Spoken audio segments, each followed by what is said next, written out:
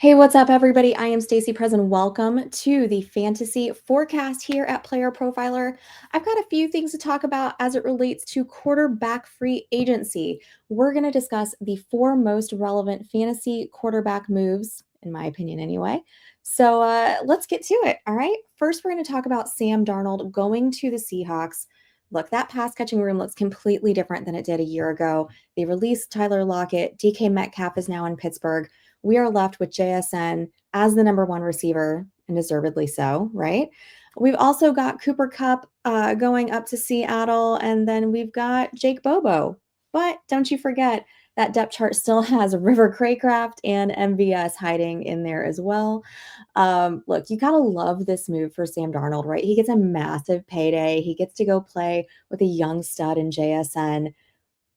On the other hand, if you're the offense, and honestly, if you're really anybody in Seattle, right, you are desperately clinging to the hope that Sam Darnold is the Sam Darnold that was the majority of the season last year and not the last two games that he played. And you're really hoping that he has truly come into his own finally at the position, and working with Kevin O'Connell maybe really kind of made something click for him finally. Um, it's the not knowing that really does it for me, right? We've only had 1 year of good Darnold. JSN is this absolutely massive talent, and I think that this year we are going to get to find out, is he quarterback proof? Hopefully we don't have to find that out and Darnold plays just as well as he did in Minnesota, but I'm really finding it pretty hard to trust anybody in that pass catching room with the exception of JSN. Currently, he is going right around the second round in drafts. That's probably where he's going to stay unless something crazy happens in the draft. Um, right now, I think that price is right, right? Especially if you're a portfolio manager, you're going to want to take some JSN that high. Um, if you're only doing a couple drafts, it might be a little too rich for you, and I totally understand that, especially with the not knowing, right? Cooper Cup might be a mid-round wide receiver you can get if you can get him at some value. Other than that, at this point, I'm kind of staying away from any other pass catchers in Seattle right now. Things could change with the draft. They draft somebody, who's got a lot of talent, really exciting player, out of college. Maybe we change things, but we're recording this before the draft, so we don't know any of that info yet. Now, let's go on to former Seattle quarterback Geno Smith moving down to Las Vegas with the Raiders. This is a huge upgrade from Aiden O'Connell, from Gardner Minshew. And so sorry, Gardner Minshew. Love watching you, not necessarily because of your play. So, what does this mean for the fantasy relevant weapons in Vegas? Who am I talking about most? Brock Bowers, obviously. And look, we saw what he can do with subpar quarterback play last season. And man, if that doesn't make you excited, then I don't know what will. I mean, look, you guys know he set all sorts of records last year. He set the new rookie reception record. Was only one of three tight ends to post over 1,000 yards last year with Trey McBride and George Kittle as well. He is going to be the tight end one off the board regardless this year, and I don't think there's a doubt about that. And I don't think you're going to regret it at the end of the season either. Now, overall, having a quarterback who's a lot more efficient, a lot more accurate, there in Geno Smith is obviously going to help the supporting cast members like Jacoby Myers, even a Trey Tucker in your really deep leagues. Whoever they get to be the number one running back there. They made some moves during the offseason, nothing that really excites you yet, though. These guys are likely going to remain kind of a mid to late, possibly very late pick. But I suspect that having Geno Smith under center is going to kind of give them a little bit more of an edge than other players in that same ADP. So I think you can feel a little bit more confident taking like a Jacoby Myers, like I said, if you play in deep leagues, a Trey Tucker as well. Now, let's do the fun one, right? Jameis goes to the Giants. Russ goes to the Giants. What is going on in New York? We don't know. They might even draft somebody. We have no idea. So remember, for like a week, we had this brief shining moment where Malik Nabers, destined to be the number 2 overall pick in fantasy drafts the minute they signed Jameis Winston, we're all just salivating over Jameis throwing, the deep balls to Malik Nabers all game long.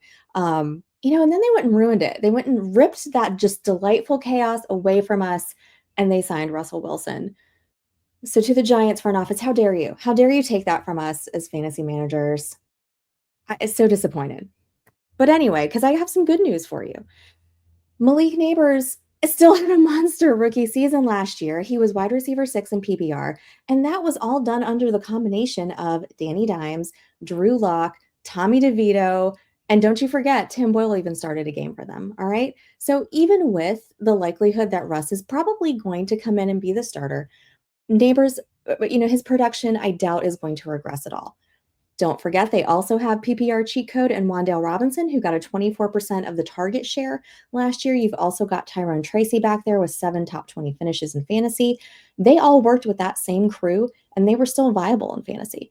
So, bad news is that Russ probably is going to be the starter for the majority of the season. You're not going to see that immediate boost that you would have given at least Neighbors had Winston been under center. And of course, if they go and draft somebody, I'm going to completely reserve the right to totally change my opinion on this. But right now, I kind of think that's not quite as excited as we would have been in New York had Jameis been the one and only signing that they made. Now, last but not least, we got to talk about Danny Dimes going to Indianapolis. The supposed QB competition with Anthony Richardson. Did they bring them in to really compete? Did they bring them in just to kind of scare Anthony Richardson straight? Who knows, right? We got to decipher all that coach speak. We don't really know yet. But listen, last season, in his 10 starts with the Giants, Daniel Jones had almost as many interceptions as he had touchdowns. 7 touchdowns to 8 interceptions. He was averaging around 207 yards passing per game. Not exactly inspiring. But then you got to actually take a look at Anthony Richardson's numbers. And you see, that's not really inspiring either, because you're kind of left wondering, would it make really that much of a difference if Danny Dimes takes over for Anthony Richardson? And of course, the biggest, change there is going to be, the ability to run that Anthony Richardson has. But when you take, like I said, when you take a look at his numbers, Anthony Richardson only averaged 164 passing yards in his 11 games in 2024. So that doesn't really make you super excited to go out and draft guys like a Michael Pittman and Josh Downs, and Adonai Mitchell, Alec Pierce, maybe in a deeper league situation. They haven't really changed anything in that wide receiver room either. I think we all know that they are primed to add a stud tight end from this year's draft class. Downs and Pittman could possibly benefit from maybe having the adult in the room with Daniel Jones, which is kind of what he brings to the table. That he's just been in the league a long time, is a professional quarterback, as they say, right? But the numbers from his wide receivers in New York, they don't really give you the hope that bringing him in as opposed to having Richardson behind center is going to do anything other than, just keep them in that flex option purgatory that they've kind of been in the last couple of years. So ultimately, I think the offense that really stood to improve the most and did the most with their signing is going to be Vegas with Geno Smith. The others really, the moves there didn't really cause a massive improvement for their fantasy relevant players. At least the ones that we're most concerned about right now as we sit here on April 2nd, right?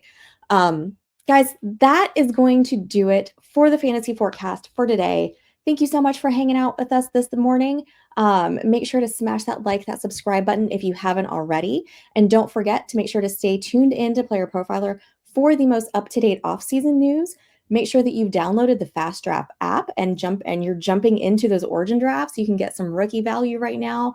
Take a look at those. Those are a lot of fun to do. You don't need a lot of time to do it. 6-round rookie draft, no position requirements. You can use my promo code Stacy, that's STACY. Make sure you're downloading that and have a great time drafting. Guys, we'll be back in a few days. See you then. Rookie. It's all about rookie talk in fantasy football right now. So why not go use all that knowledge to do something other than a mock draft? Chris Geno won $8,000 with just 2 teams last year, and each draft took 5 minutes. That's pretty good ROI. You can start doing rookie drafts for money today on Fast Draft. The Origins tournament is live. It is the place to go and monetize your knowledge of rookies and use your favorite Player Profiler host promo code for a $25 deposit match. Now let's go start drafting faster.